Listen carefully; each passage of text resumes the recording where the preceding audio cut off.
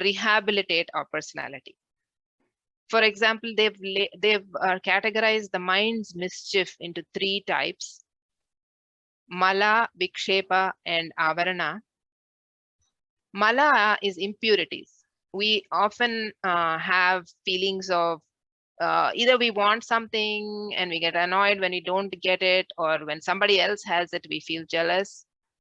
We have anger. We have so jealousy. We have ego, that somebody is offending my ego. Those kind of feelings. These are called as impurities. And they're compared here with the mirror, which must be clean in order. The reason why we have to get rid of this is to make ourselves more efficient, and to really, if we are here for a particular purpose, then to be able to achieve that purpose, we can't be carrying this kind of baggage. So this is the goal here, to get happy, to really feel comfortable as who we are in our own skin, and to do the best that we can do. This is the purpose. Vikshepa is agitation. And I know I feel this a lot. Like for no reason at all, we feel agitated, we feel nervous, we feel some kind of like this tossing power in the mind is called as vikshepa. And then avarana is when something is just masked and you can't see it at all. This is called avarana. So the mind suffers from mala, vikshepa, and avarana, which cause us to have those likes, dislikes, which cause us not to realize, that happiness is possible for us. Some security is really possible without any conditionality around it. For all these things, they've prescribed things like the sadhanas that we know, whether it's we cleanse the mind and then we focus the mind. If we are able to develop bhakti for a certain Ishtadaivam, then we're really fortunate, because a lot of our mental energy will then go towards that God. We can do japa, we can do bhajan, we can do chanting. All these things are supposed to be provided for us to be able to do chitta shuddhi. That means to clean that thing, and then to focus it, chitta ekagrata, focus it on the object of worship.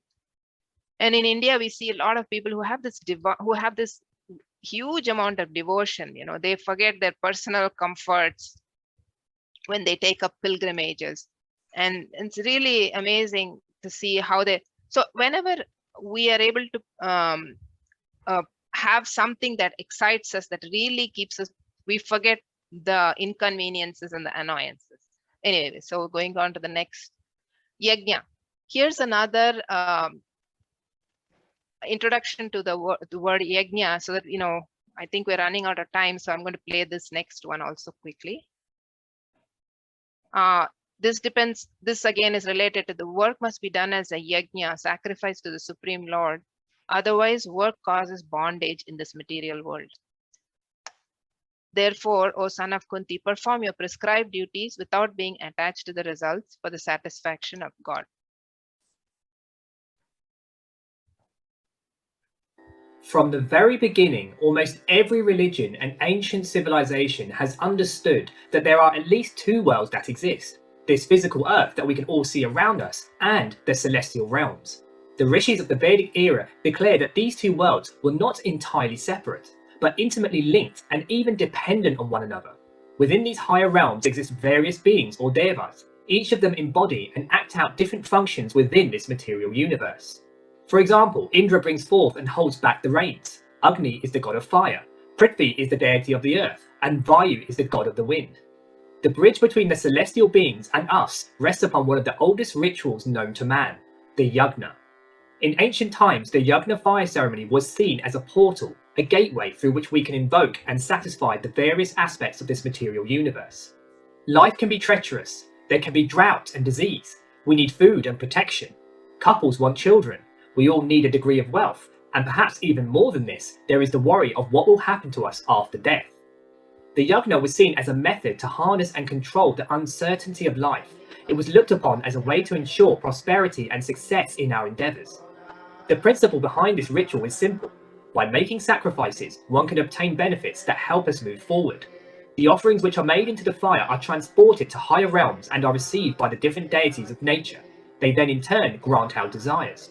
The whole process was central to the Vedic civilization.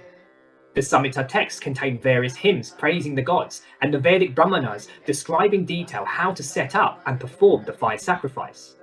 In order for the yagna to be successful, the pronunciation of the Sanskrit and the step-by-step procedure needed to be meticulously enacted. The results of the ritual were not dependent on how intensely we pray. It was viewed much like a machine. If we work it in the right way by making the correct offerings and mantras, the yagna will yield what we want. Some schools of Hindu thought teach that performing the yagna to fulfill desires and material benefits is the goal of life. We are simply here to be happy and enjoy whatever results the yagna can give us. But in the Bhagavad Gita, Krishna openly criticizes this stance. He states in the 2nd chapter, "Those who are unwise rejoice at the flowery words of the Vedas, declaring that there is nothing more than this. Such people are full of desires and have heaven for their goal. Seeking pleasure and power, they teach that performance of various rituals leads to higher rebirth." The point Krishna is making is that those of a lower level of consciousness who think only in terms of selfish gain use the yagna ritual in the most limited way. They seek enjoyment in this world and in the celestial realms after death. He goes on to explain that the fire sacrifice was actually given as part of a natural cosmic process. Offerings are made which then go and appease the various gods. These deities, who personify the various elements of nature, carry out their role. The rains come, the ground becomes fertile, and food is created. We all eat this food, and out of gratitude, we should then carry on with the ritual. Yagna, therefore, is part of a cosmic chakra or cycle that has been ordained from the very beginning, and the reason why it should be done is not to fulfill vain desires, but to maintain our responsibility with nature. As Krishna states, if we accept the benefits of food without engaging in this chakra, we are like a thief, stealing that which has not been earned. Our job, therefore, is to step up, engage, and perform the yagna, not just for ourselves, but for everybody. In making this point, Krishna subtly expands the definition of what yagna is all about.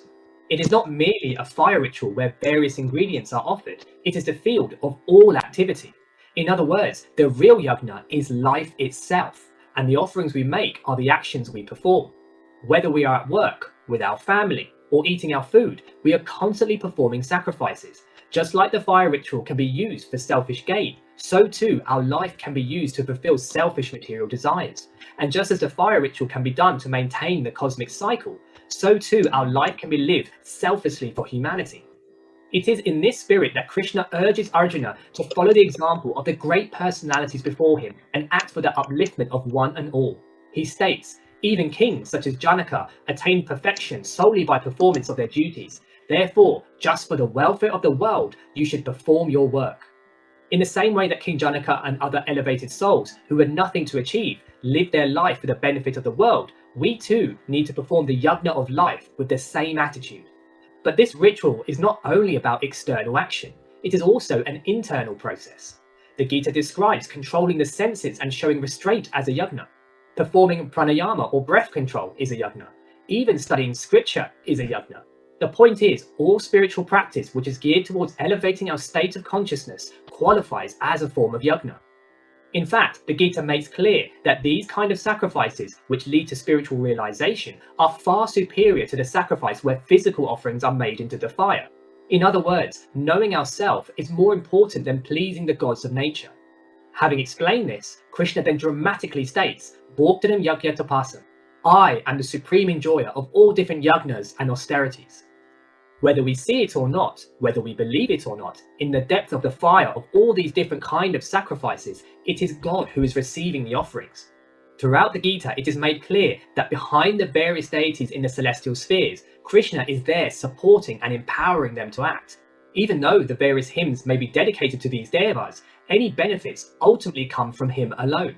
But he is not only the supreme person externally. Krishna also states in chapter 8, that I, the Supreme Lord, am in the heart of every embodied being, and I am called Adi Yagna, the Lord of the Sacrifice.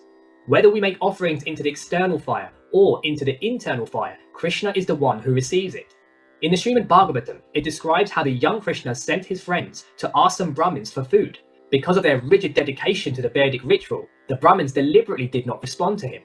Their wives, however, who were full of devotion, immediately abandoned their duties to their husbands and ran to serve Krishna. The Brahmins later understood their mistake and were filled with immense regret. they realized that in their obsession with performing ritual, they had completely forgotten the real purpose of it. With remorse, they state, "To hell with our high birth, our vows of celibacy and our extensive learning. To hell with our aristocratic background and our expertise in the rituals of sacrifice. These are all condemned because we did not respond to the Supreme Lord." While we all have the choice to use life and ritual for personal gain, the highest intention is to please God and strengthen our relationship with Him. But given that there are so many kinds of yagna that we can perform, is there a particular one that lies above the others? In chapter 10 of the Gita, Krishna states that of all the yagnas, I am the Japa yagna. Japa means the continuous chanting of mantra. In Hinduism, God can take many forms. He can be the great Lord who dwells in the highest heaven. He can incarnate into this world. He can be found in the temple. And he can also be contacted through his divine name. The sound vibration of this mantra carries within it the full immensity of God. The Japa Yagna, therefore, is the easiest and most direct way to the realization of the divine. The Vedas, the Gita, and the Puranas show a progressive understanding of what Yagna is really about. It begins as a specific fire ritual designed to survive and thrive with nature. It is then expanded as representing all action that we perform in life. It also becomes an internal process of gaining realization. And finally, we are taught that its ultimate purpose is to know God. The most ancient of Vedic hymns, the Purusha Suktam, illustrates how creation itself happened through the first ever sacrifice. It describes how God, the Supreme Person, offered himself into the fire. From different parts of his body sprang all of creation. The planets and all the material elements were born. The gods, humanity, and all kinds of animals came from him. The hymn shows us that all of life has come about because of God offering himself as a sacrifice. Everything we see and experience has been gifted to us through his cosmic body. The Purusha Sukta makes us aware of the sacredness of all existence and that life cannot be taken for granted. Just as God unconditionally offered himself into the cosmic yagna, we too need to offer ourselves into the yagna of life. We need to realize that our time, money, talent, and knowledge are not our own. They belong to God. We need to therefore strive and make everything we do an offering to him. Our life needs to be one of selfless service to humanity and the Supreme Lord. This is the highest way to live. It is the real sacrifice and the true meaning